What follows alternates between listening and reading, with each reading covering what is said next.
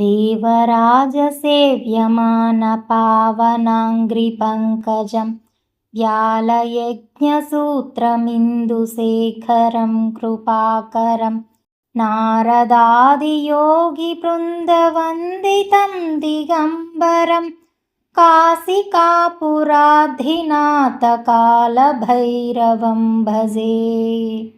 भानुकोटिभास्वरं भवाब्धितारकं परं नीलकण्ठमीप्सितार्थदायकं त्रिलोचनं कालकालमम्बुजाक्षमक्षशूलमक्षरं काशिकापुराधिनाथकालभैरवं भजे। शूलटङ्कपासदण्डपाणिमादिकारणं श्यामकायमादिदेवमक्षरं निरामयं भीमविक्रमं प्रभुं विचित्रताण्डवप्रियं काशिकापुराधिनाथकालभैरवं भजे। भुक्तिमुक्तिदायकं प्रशस्तचारुविग्रहं भक्तवत्सलं स्थिरं समस्तलोकविग्रहं निक्वणन्मनोज्ञहेमकिङ्किणीलसत्कटिं काशिकापुराधिनाथकालभैरवं भजे। धर्मसेतुपालकं स्वधर्ममार्गनाशकं कर्मपाशमोचकं सुशर्मदायकं विभुं स्वर्णवर्णकेशपाशशोभिताङ्गनिर्मलं काशिकापुराधिनाथकालभैरवं भजे।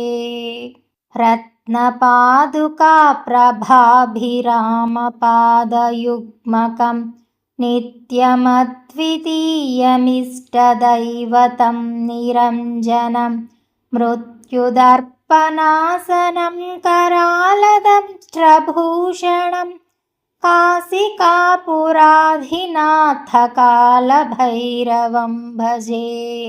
अट्टहासभिन्नपद्मजाण्डकोशसन्ततिं धृष्टिपातनष्टपापजालमुग्रशासनम् अष्टसिद्धिदायकं कपालमालिकाधरं काशिकापुराधिनाथकालभैरवं भजे। भूतसङ्घनायकं विशालकीर्तिदायकं काशीवासिलोकपुण्यपापशोधकं विभुं नीतिमार्गकोविदं पुरातनं जगत्पतिं काशिकापुराधिनाथकालभैरवं भजे।